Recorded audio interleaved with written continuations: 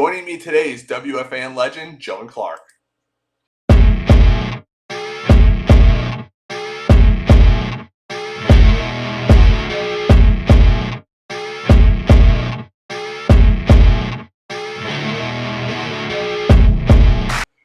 What's going on, everybody? I am your host, Ray, as always, and today I am joined by the legend himself, Joe and Clark of WFAN. Joe, what's going on? What's going on, Ray? How's it going? It's going, man. The rumor mill is swirling, but we'll definitely get into that as we go on to the show. I want to give a quick introduction to you, let the people know who you are, Joe. Joe, you were famously a caller all the way back from 2002. Give us the lowdown on that. Yeah, man. No, I started listening to WFAN as a kid. My father used to pick me up from school, and I would be in the car with him, and he'd have it on. My father was a big sports fan, so I would listen to it, and I just got hooked. I started listening to Mike and the Mad Dog, and then I would listen. I'd have a radio in my room, my bedroom at night, and I'd listen to Steve Summers sometimes if I couldn't sleep during the middle of the night. And then whenever I had a chance, I would listen. Yeah, so you went from listening to Mike and the Mad Dog. How did you get involved with Joe Benigno and the Overnights? Well, I started listening to him back in the overnight days when he first started, and then when he went to daytime, I started listening to him, and I started calling. I started calling Joe and Evan, and then a couple times they did live, live shows from different places, Sports Authority or wherever. They did openings at certain places, and I met him in person, and we just kind of clicked. And we both played golf, and of course, we're both Jet Met fans, and we're both Joe. We're both Italian, and it just it was he gave me his number. We used to talk after games and text during games, and we started playing golf. So we became friends. He's a great guy, man. He really is. He's a piece of work. Yeah, I had the pleasure of meeting both you and Joe at the Hackensack Brewing Company this past summer at one of his live shows with Kim Jones. It was awesome, a lot of fun, a lot of people we got to meet. So, yeah, I could second that. Joe's a great guy. I love listening to him on Saturdays. Was my absolute favorite in the midday, especially, with my work. I'm on the road a lot. So, just listening to him and Evan break it down. I love Tiki and Tyranny now, but there's something about that old soul that I'm missing, Yeah, well, they gave you the meat and potatoes of sports, Joe and Evan. It was more. Right. I mean, now with Carton, I mean, he has, he's kind of now it's kind of 50% sports and 50% Howard Stern. It's kind of a. Right. Some people to me, I'm like you. I like the old school stuff. Just give me meat and potatoes sports.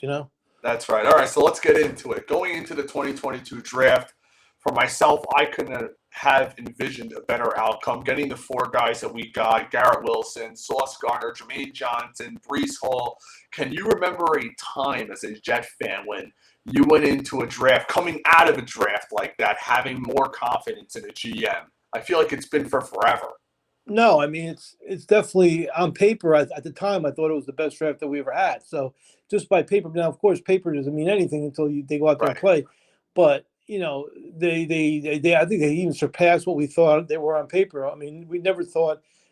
I mean, look, on draft day, I wanted Thibodeau at 4. I'm not going to lie, I was disappointed. Right. I wanted Thibodeau. To me, the pass rusher. To me, if you can get a generational pass rusher, you always go with him first. Now, I'm not saying he is, but that to me, we needed a pass rusher more than anything. Right. But of course, who's gonna scoff at all first team All Pro as a rookie? He's the first rookie to do that since Ronnie Lott in 1981.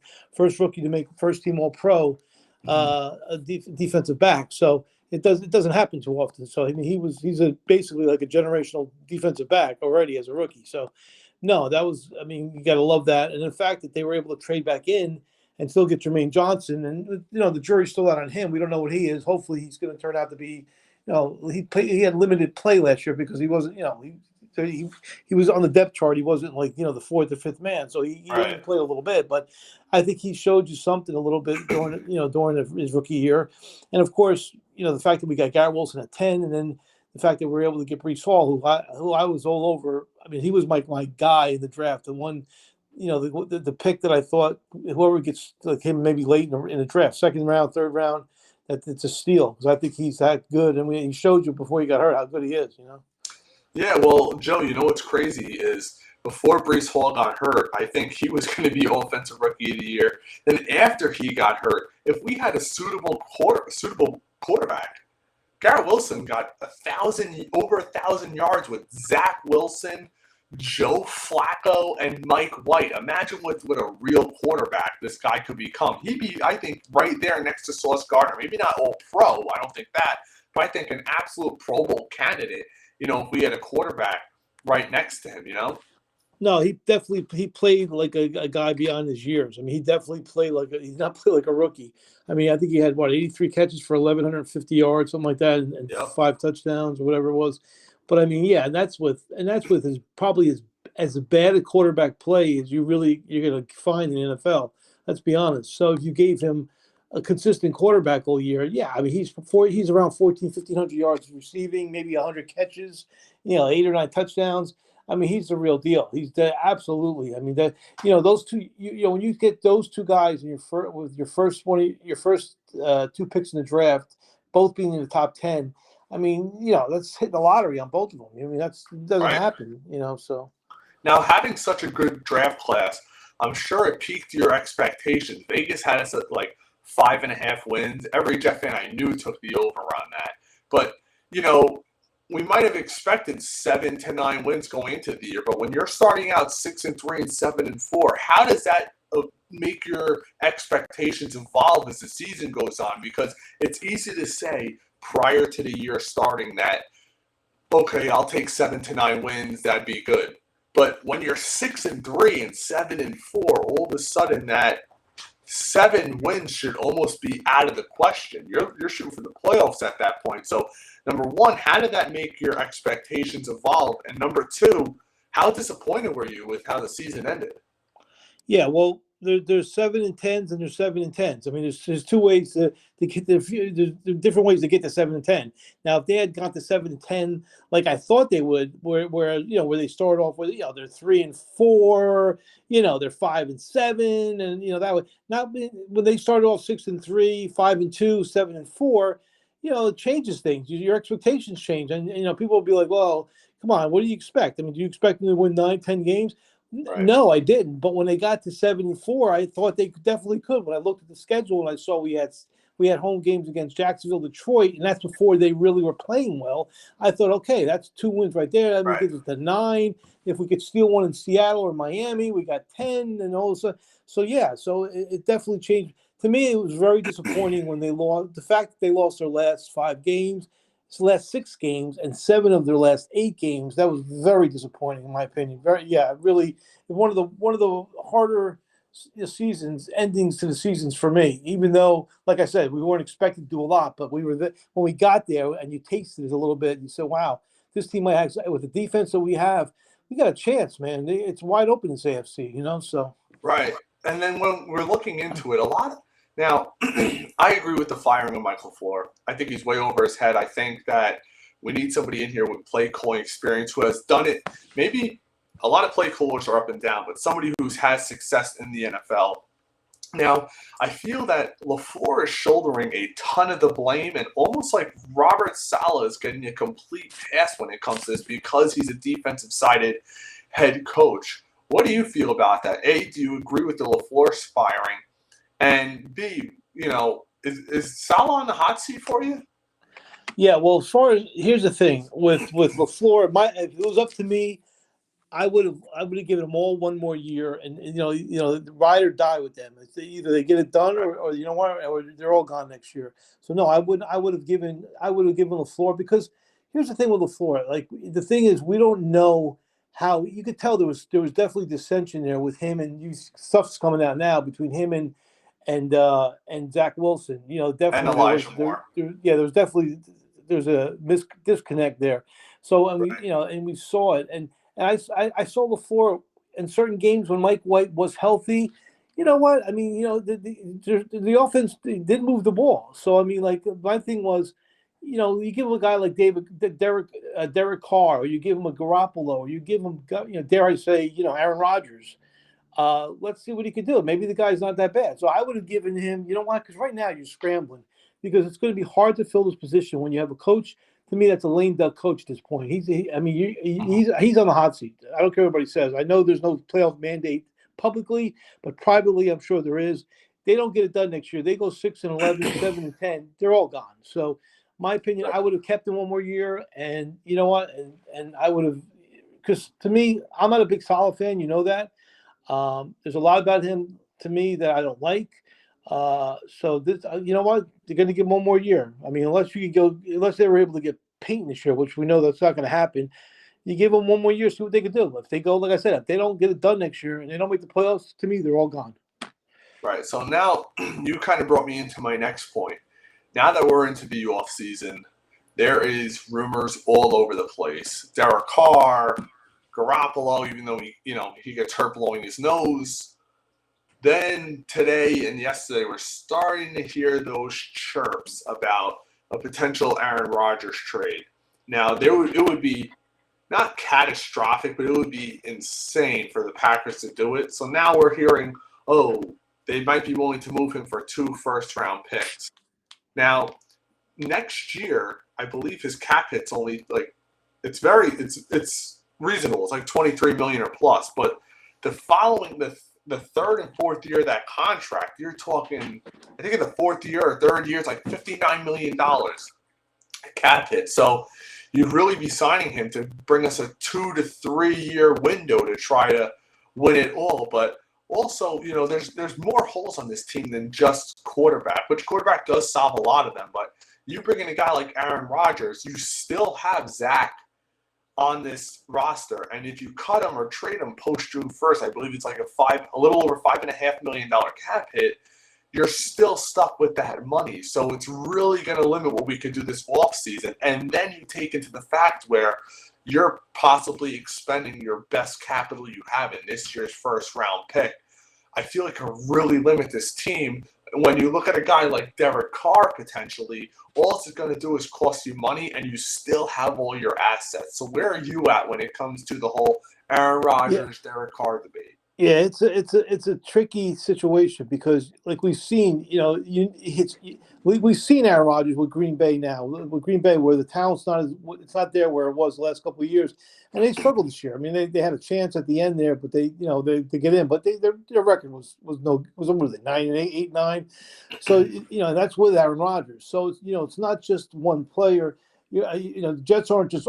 I personally don't think they're one guy away right now. Anyway, I don't think it's just. You put in Aaron Rodgers with the roster we have, and we're going to go to a Super Bowl. No, because I think there's positions, and we'll talk about that. I think we need upgrade the linebacker, and upgrade the safety.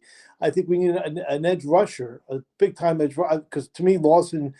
I mean, after the Achilles, I guess. Yeah, Lawson's guaranteed to be gone, I believe, if you go get Rodgers because of just the cap numbers. Yeah, no, that's what I'm saying. So you get Rodgers. Yeah, it's definitely gonna. I mean, look. If we had, let's be honest, if we had Rodgers this year, and he played every game, if he was healthy, if we had Rodgers this year, we're making the playoffs. No doubt in my mind, 100%, we're making the playoffs. Of course we are. So you look at it that way. You say, okay, you put him on the team next year with the defense that we have. If we were able to somehow make a couple of moves, maybe draft a couple of guys, maybe get some health at the offensive line. Hopefully, we get ABT comes back, which is huge. One guy makes a big difference for the whole line, believe it or not. I mean, hopefully Tomlinson gives you a bounce back year because he was definitely, to me, was a disappointment. Tomlinson. Who knows with Becton? He's a wild card. You never know. You might get something from him. You don't know. He looks like he lost some weight. He didn't get heavy, thank God, since he's had the injury. But you're right. Would you rather go with Carr and be able to keep your assets and also bring some other guys in here that could help the team, or would you rather go for it all? To me, if you're going to bring in Aaron Rodgers, you got to get to a Super Bowl. To me, it's if you don't get to a Super Bowl and he's here 2 or 3 years, then it was a waste of time. To me, it's all or nothing. Yeah, because you're going to reset everything, man. Yep. Because what's going to happen is you bring a guy like him in. I would assume Joe Douglas would add a few years onto the back end of that contract, move some of the signing bonus back to recoup some of that cap money. But you bring a guy like Aaron Rodgers in a few years, odds are a lot of these players that are going to be due for contracts, whether it's if Becton has a bounce back year, Elijah Vera Tucker, those guys are all going to be due money. It makes it a lot harder signing guys like Quinnen Williams because You sign guys like that between Quinnen and with a potential $30 million cap hit and Rodgers, you're talking $90 million 3 years from now. It's, that's a lot of money to have on the cap for just a couple of players. So you'll be sacrificing that. Another thing that we're not taking into account, which, listen, Aaron Rodgers' worst year last year would still be a great year with us, the touchdown to interception ratio. But we can't forget he's almost 40 years old. There's a decade difference between Derek Carr, decade plus difference between Derek Carr and Aaron Rodgers. So I think youth could also play a role, because you put a guy like Rodgers behind our offensive line from this past year, you're going to get the guy killed. I don't know how much longevity he's got. If they got Rodgers, would I be disappointed? Absolutely not, because we haven't had a star like that walk into this town since Brett Favre. So I would be excited for it. I just don't know, if I'd be willing to give up the capital. Am I going to sacrifice 2 years of first-round draft picks to bring on a guy of his stature? You better be ready to hit the ground running, and you better have another thing that's underrated, you better have a couple of free agents in mind, veterans that are willing to come in here for less money to come try to win a title. We saw it with Rex. We saw it with guys like Jason Taylor, who came in for next to nothing to try to win a title here. And we had Rex Ryan, LaDainian Tomlinson. You better have those guys in mind, those veterans that are going to help make this team complete, because throwing guys out there like LaMarcus Joyner and Ashton Davis and Jordan Whitehead as the safeties is not going to cut it. Same with the linebacking core. You're getting older. CJ Mosley's going to be here next year. Rankins is gone. Lawson's probably going to be a cap casualty. Corey Davis is going to be a cap casualty. So it's like, when you look at it going down the line, how much talent is actually leaving this team this offseason? We have to trust and still trust in Joe Douglas that he's going to bring in the right players. Yeah, I mean, maybe you get, Lazar, I believe, is a free agent. You bring someone like that, someone he has a connection with in Green Bay, someone like that, because we could definitely use another receiver. So a Corey Davis type, but much better than Corey Davis, like a tall, 6'3", 6'4" type of receiver. But yeah, I mean, look, if it's gonna if you tell me right now we're gonna get to a Super Bowl within the next 2 years with him, then I'm all in. Guys like me, desperate Jeff fans, 40 years Jeff fans, I'm at the point now where I don't know if we're ever gonna have a chance. If you're giving me that quarterback and he has at least 2 or 3 really good years left, I'll take my chances. And because, like I said, I don't know if I'll ever get there again. I mean, with our history, there's no guarantee. So I would do it and hope that we have enough there that he can rejuvenate him and make a run in the AFC. I mean, let's be honest right now. The way the AFC East, as good as it is with Buffalo, Miami, who I think unless they bring another quarterback in, they might take a step back, because I don't know what the deal is with Tua. But I mean, Buffalo, we've seen them, as good as they are. They're they have their issues. I mean, let's be honest. We beat them once this year. Yep. I think we played them. We could have probably, the second game we played them, we were tied at halftime. We were, what was it? We were tied in the third quarter, 7-7. We played them tough there on the road. So, I mean, that's a team that you give us Aaron Rodgers, and I definitely would feel like we could definitely vie for that division. I think New England, I think they're in limbo right now. They don't have a quarterback, so I don't know what their deal is. But to me, Josh Allen regressed this year, Joe. I think you want to know. You think about it. Look at Dable goes to the Giants, and he gets the best year out of Jones. Basically played like an All-Pro for a lot of the year. And look what happened. And you're right. And Josh Allen, I think, took a little bit of a step back. I mean, he really has not been the same. Let's be honest. He has not been the same since that Bryce Huff hit. He has not been the same quarterback. That elbow got stretched all the way backwards, and and even before that, to me, he wasn't 100% lighting everything up. It was like, I don't know. I don't see Patrick Mahomes when I look at him. No, he throws a lot of picks. I mean, think about the game we played, the game at home. The game where we were talking about the elbow. Remember at the beginning of that game, he did a terrible interception to Whitehead. I mean, he threw it like right to him. I mean, he's not. He hasn't been there. Yeah, he hasn't been as good. Like, he could still make the 50-yard throw, like make it look so easy, but he's made a lot of mistakes in like the short passes. He's struggled. And let's be honest, if you take away his legs and his running ability, that's such a big part of his game. he's decent, but he's not Mahomes. He's not. I don't think he's Burrows as far as a thrower, or even Herbert for that matter. I'll be honest with you. Right, Joe. And that's why I would be excited to add a guy like Derek Carr or Aaron Rodgers. Because if we look at the 4 quarterbacks that are still left in the playoff picture right now, they're all pocket passers. Purdy, I mean, the guy is almost an undrafted player in the draft. To me, Mahomes is still a pocket passer. He's not a scrambling quarterback that can go trying to get yards. Obviously, Burrow's not. And neither is Jalen Hurts. Jalen Hurts has the ability to run, but he does most of his damage from the pocket, and that's Yeah. The NFL's never changed in that regard. It's so rare you ever see a quarterback that is a running quarterback first really win in this league. No, you're right. I mean, I still want to. It's nice, to have a quarterback that has the ability to be able to run a little bit. Right. I mean, unless you're going to give me Aaron Rodgers, yeah, you give me and hopefully the offensive line could be good for us if you're going to get an Aaron Rodgers, because he's not going to want to play behind a line that's going to get him killed. You know what I'm saying? Right. So it's tough, man. I mean, I'd be upset if we got Carr. No, that's the. I mean, I'm to me, Aaron Rodgers is like pie in the sky. It's like the dream of dreams if you can get that. But I mean, realistically, I'm thinking, yeah, Derek Carr is a guy I would be happy with. Of the rest of the guys out there, I think we could definitely win with him, and hopefully we're able to add some with him. We're not going to be so hamstrung that we can't add other guys, around him. Right. Well, I appreciate you coming on to JetCast, Joe. Have any parting shots? I know people can find you on Twitter at Joey and Clark. Anything else for us, Joe?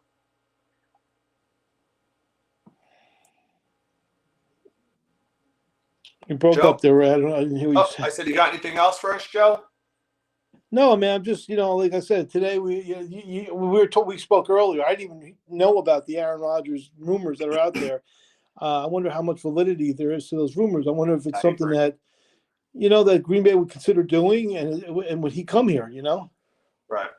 All right, everybody, that's been another episode of JetCast. We appreciate you stopping by. As always, please like and subscribe, as we will be bringing you all the latest content in regard to the Jets. If there is a move made for a quarterback, you bet we'll be bringing you that news. So, for me, Ray, as always, go Jets.